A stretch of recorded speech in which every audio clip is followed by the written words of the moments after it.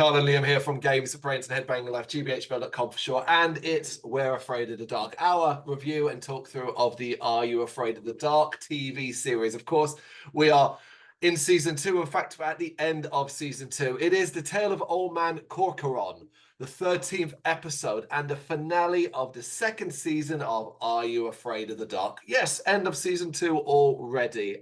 Here we are. Here we go. Written by Scott Peters and directed by Ron Oliver, two familiar names. And got a lot to get through here because, well, I'll get to this part in a minute. So let me just run through the cast. We got Adam Bonu as Jack Harris, Michael Alexander Jackson as Kenny Harris, David Francis as Old Man Corcoran, Jonathan Cameron as Marshall McLean, and Tamir Kozlov as Sissy Vernon. There are a couple of other young actors in this, but these are the main players with the most dialogue. Yeah.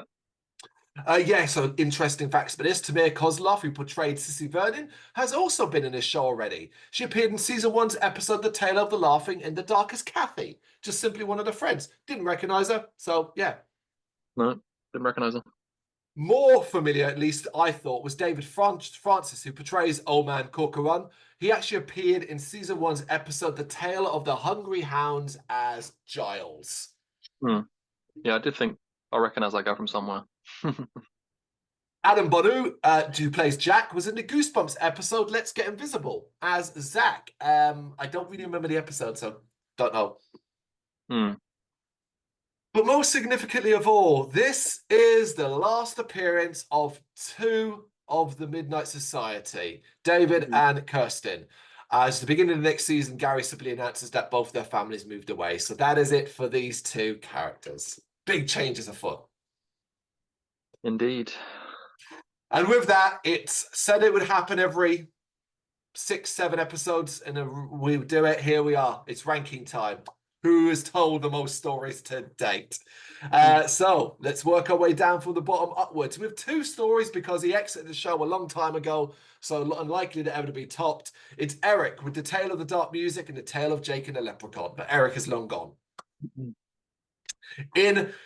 Then it's Kiki with 3 stories: The Tale of the Captured Souls, The Tale of the Dream Machine, and this story, The Tale of Old Man Corcoran. So that's Kiki on 3. Also on 3, but based off the quality of his stories, he should be bottom. It is Gary with The Tale of the Super Specs, The Tale of the Pinball Wizard, and The Tale of the Magician's Assistant. Oh, that's a bad trio, isn't it? Not great. And also with 3 of Frank, who at least pulls the quality out. It's The Tale of the Phantom Cab, The Tale of the Midnight Madness, and The Tale of the Full Moon from Frank. Good job, Frank.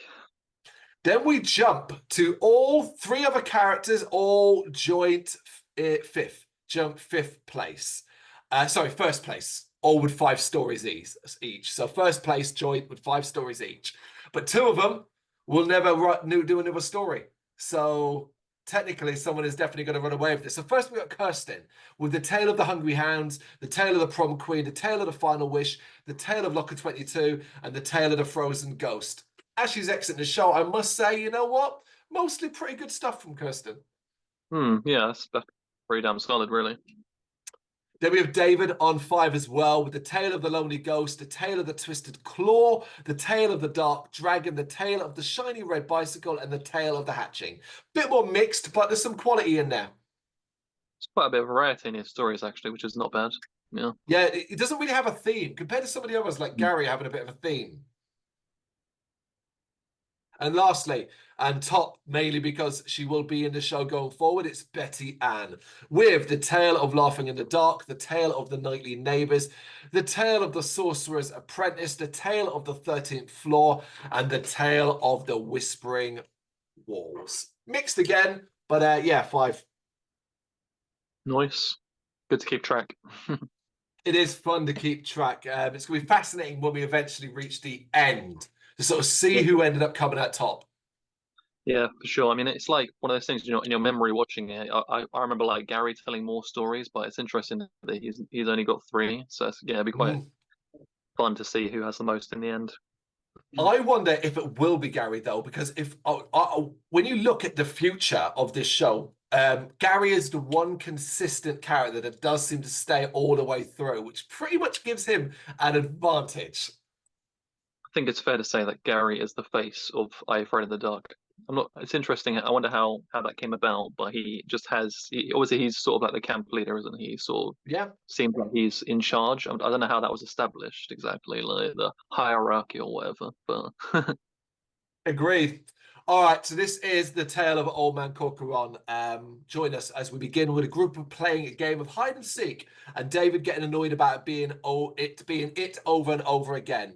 David wants to skip to telling the story, but Kirsten wonders why they're all playing a dumb kid game and who is telling the story tonight. Kiki says it's her turn, and then it's not a dumb game, and she had the group play hide and seek to get them in a mood for the story. So a little bit of LARPing there from Kiki.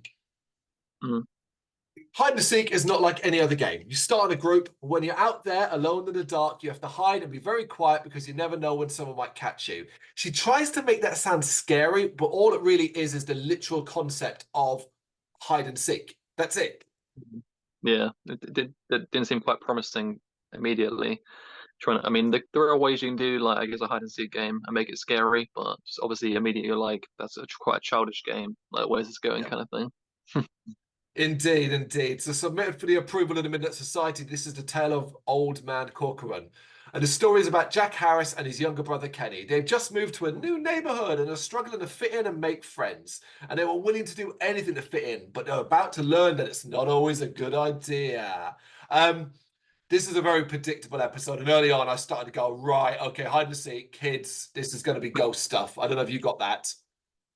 Yeah, I mean, I remembered this episode fairly well for the twist. So That I wasn't familiar with it at all. And I had because I weirdly got some strong vibes from a Goosebump episode called Ghost Beach. I got vibes of that. yeah, I can see the similarities for sure. So Jack and Kenny are having a water gun fight when a group of 6 children around that age come by on bikes. The group leader, Marshall McLean, approaches and introduces himself. But Jack is offish, seems to want to act tough, implying that they're from a rough neighborhood. Marshall kind of laughs it off, invites them to a game of hide and seek that night, but Jack doesn't want to play a dumb kids game. Marshall eggs them on by saying that they will probably be too scared to play where they play, which is the end of Banker Street behind the gate.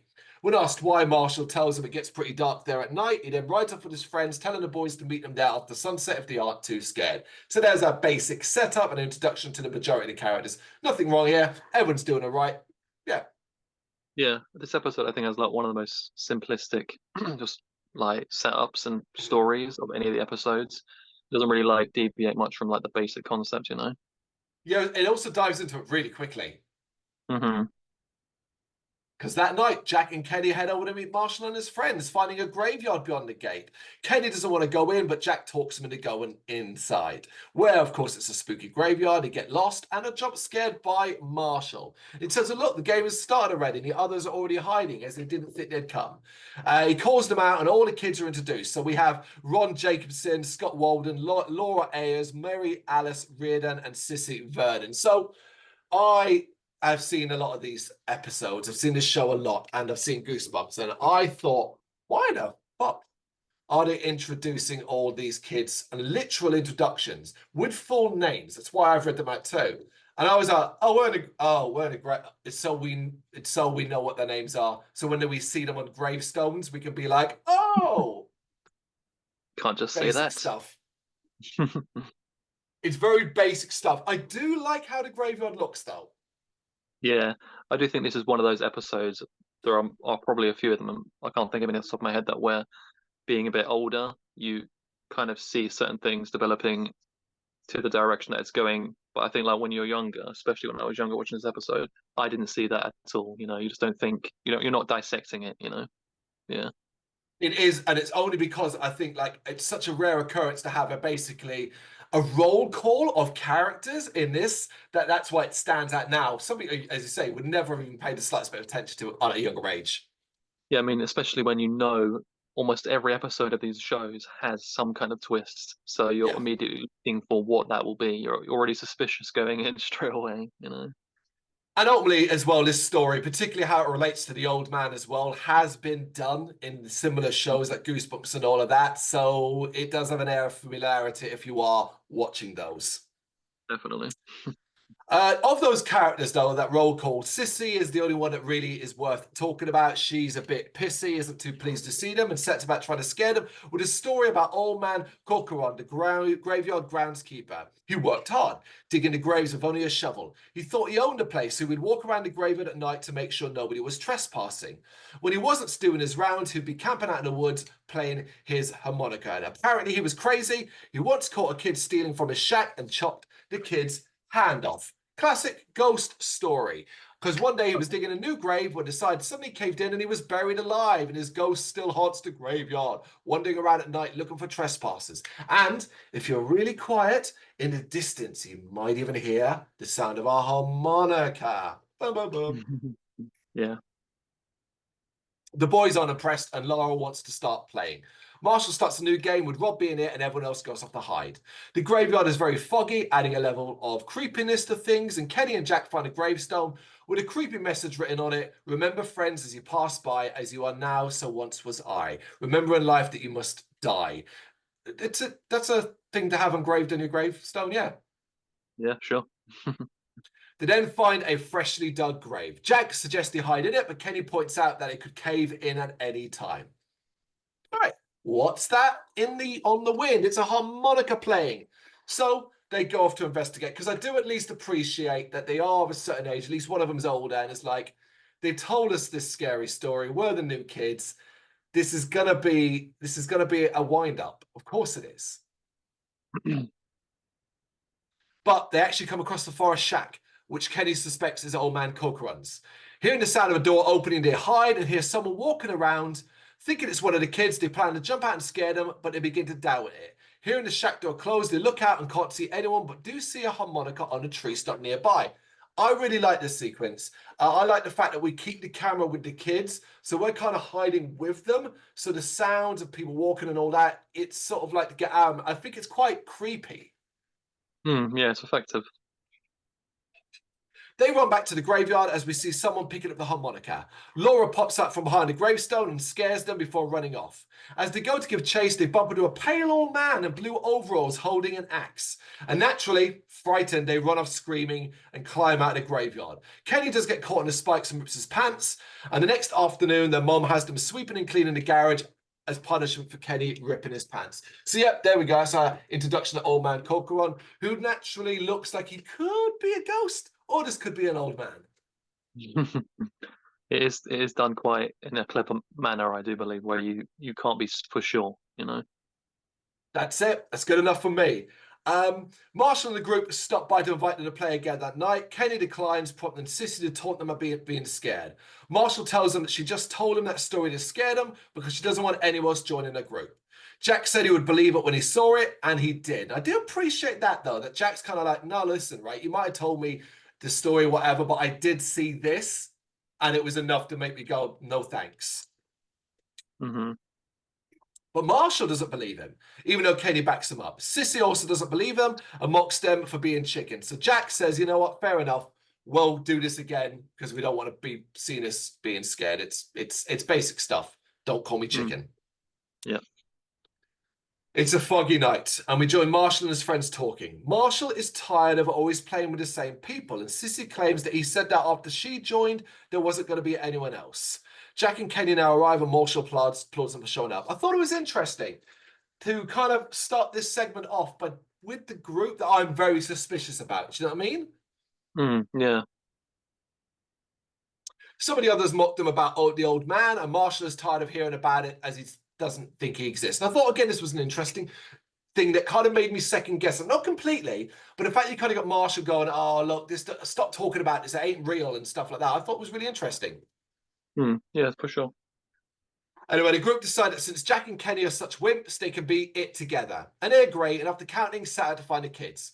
They come across Mary, but as they approach her, a thick fog rolls in and she disappears, basically. And this is one of those classic dumb things where they're just like, oh, that was weird, instead of being like, no, she literally just vanished. It's true. However, they're distracted now by the hit a harmonica again. Jack wants to prove he exists. Basically, you know what? Let's prove he exists. And tells Kenny, look, we're going to go steal a harmonica. So they quietly approach, and when they see the old man go off with some wood, they sneak closer to get the harmonica. However, they're almost caught and forced to hide. And they see the old man take the harmonica and go back inside. But Jack now is on a mission. And is like, well, I'm going inside that shack to get it. But Kenny's had enough and he buggers off. Inside the shack, it's very dark. And for wanting to hide, Jack uses a flashlight inside. I was generally like, wait, what? Yeah, it doesn't make much sense. He then accidentally flips the switch on an old music player, and that begins to start up. It's a comedy of errors, basically. And the room starts to spin, and he then gets started by Kenny, who reveals to his brother that he got a harmonica, and Jack thinks it's great, but asks for the flashlight that is being shined at him, and Kenny's like, I'm not holding it. And then slowly they turn to see old man Corcoran is holding it, angrily demanding his harmonica back. It's a classic trope, you know, who's holding my hand? I'm not holding your hand, you know, that kind of thing, but with a flashlight. It gave me a chuckle. I thought it was quite amusing. I'm actually a really big fan of it. I think it's been done really well in some good comedy horrors. Yeah, just the way they hand it and it's like floating there and it's like neither of them are holding it. I thought that was amusing, definitely. Obviously, they run away terrified back into the graveyard, but end up both falling into an open grave where Sissy is hiding in. Now, this is where things start to go towards the end, as Sissy seems upset to see them and demands them leave. They're scared and tell her, look, old man Corcoran is after us, and they show the harmonica as proof. But she isn't listening to them. She doesn't seem to care, simply demanding they get out of her hiding spot. They get out, and when they leave, she tells them to get their own grave. And Kenny tells her, look, we didn't see your name on it. And as the camera zooms up to her as they're walking away, she quietly whispers, well, look a little closer next time. So the reveal is basically coming. This is the first stage of it. However, I thought her acting and kind of like upset, and I guess she's upset because they're in her grave, was quite done quite well. No, I think it's like trickled in there not quite nicely, the little clues, like I said, for like a younger audience. I think it's clever. It's cleverly done with the dialogue and everything, even if it's like blatantly obvious to me and you kind of thing. But Yeah. like I said, I remember watching this for the first time kind of thing, and just like you don't see it, you know. Yeah. No, I agree. I agree. I was actually, I was enjoying this for all its Mm. familiarity. I wasn't disliking this, and sometimes Mm. it was almost nice to have this very simplified story, which I can see playing out in front of my eyes. Definitely. And it's like even if you sometimes even if you know the twist and it's obvious, it doesn't matter if you know it, as long as the way the like journey towards it is still good, like the Sixth Sense. Like you already know that twist going in, it's the journey towards it is still good, Thoroughly you know. enjoyable. Yeah, absolutely. Marshall now pops out of a grave scaring them. They tell him they stole the old man's harmonica and he's chasing them. Marshall still doesn't believe them and tries to convince them just to keep playing the game and hide in the grave with him. Kenny and Jack are trying to convince him to believe him and basically forget about the game. But Marshall tries a final time to convince them to hide in the grave with him before he climbs into it. Suddenly, the old man appears behind him. He startles them, but that doesn't hurt them, merely wants his harmonica, retrieving it. The brothers claim, look, we were just playing hide and seek, which confuses the old man. Why are you playing in a graveyard? It's weird. And Kenny explains, look, we're playing with our friends. And he gives out three of those friends' names, three full names. But before he can name the rest of them, they both trip and fall on the ground. And the old man, Corcoran, tells him, look, that's not possible. And it's not funny to lie because all those kids are dead and buried. He dug the graves himself. Suddenly, they realize the ground they fell backwards on, which should have been an open grave, is covered and the grass has grown over it. And they slowly look around and realize the grave still belongs to Marshall, the son of Jim and Denise, who died in 1978. So there it is. I really like it. Yep. Yeah, I mean, I love the reveal. It's actually, again, it's a classically done reveal. Oh, look at the gravestone. There's done it. But it's great. Yeah. They both stare in terrified shock as the old man says, it looks like you've seen a ghost. And above the grave are five other graves where you can clearly see the names that we were told earlier on belonging to the five other kids.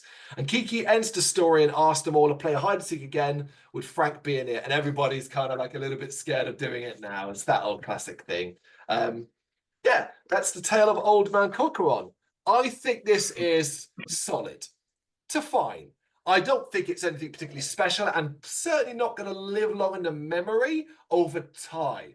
But as a watch, as an enjoyable, kind of creepy, Halloween-esque thing you could put on for the kids in Halloween to get a little bit of a chill going, I think it's perfectly fine. I think it's one of those where, as much as I would like a deeper story to go into the background of the kids and why they're haunting the graveyard or why they came and wanted to play hide and seek with those kids, what their goal was, because that's the thing, we don't actually learn any goals. Like normally it's like, we want you to be one of us, we want you to join our gang, we want you to die as well. None of that's here. I don't know if it's a time constraint thing more than anything else, but we don't really have anything beyond, oh, the kids were ghosts. And maybe it's just as simple as they just wanted to play games, just want to play a game of hide and seek. And I think if that's the case, that adds a nice little layer of sadness to it. Yeah, that's definitely how I see it. I think that's why I quite like it, is it's a bit different. Yeah, it could have been like, oh, they're trying to get them kill the kids to get them to also join them and blah blah blah, some kind of like nefarious plot or something. But no, I kind of like that. Just that by itself is enough. It's got that bit air of sadness. But yeah, I think on the whole, the episode is a bit mundane, a bit slow. But I do really like the twist. I think it is really fantastically done. It's trickled throughout, and I do think like you get a bit like you kind of like you can see it, but like you're like, are they really going to be brave enough to do that? Because at the end of the day, we've seen them kill one kid on this show, but with this, they may not show them directly dying in any way, but they are saying there are several deaths here. Six kids have died here, and yeah, that's a bit ballsy by itself. I like the way they tie in old man Corcoran being just the gravekeeper and stuff, and I think it's just cleverly written. Yeah, I was quite for like the short amount of time. We always give them a lot of praise, but I think it's written well, quite in a concise manner. By the end of the story, there's not really like anything left over to be like, oh well, they didn't explain that. I think it's done well. And I like to let my imagination run wild. You pointed out the fact that 6 kids are killed off or previously killed off in this episode, but add an extra weight to set your imagination in flame. They're all roughly around the same age, and one of them died in 1978, so implying they all died around the same time. 6 kids dying at the same time, or roughly around the same time, that certainly implies something pretty bad happened. Indeed, yeah, if you want to let your mind run wild with that one. You know what to do. That is the tale of Old Man Corcoran, the 13th and final episode of season 2 of Are You Afraid of the Dark? If you want to see where this will rank, you know what to do. We'll have a tier list out shortly following this episode to rank all the episodes of season 2. For now, let us know what you think of this episode in the comments. Thank you very much for watching. If you'd like to see more content like this, please consider hitting the subscribe button. It is gratefully appreciated. You can find us over at gbhbl.com, our full website where reviews, news and so much more goes up daily. We're also on all social media platforms: Facebook, Instagram, Twitter, Threads, at gbhbl. Just search for gbhbl and you will find us out there. We also have merchandise on sale. You can access the shop via the website.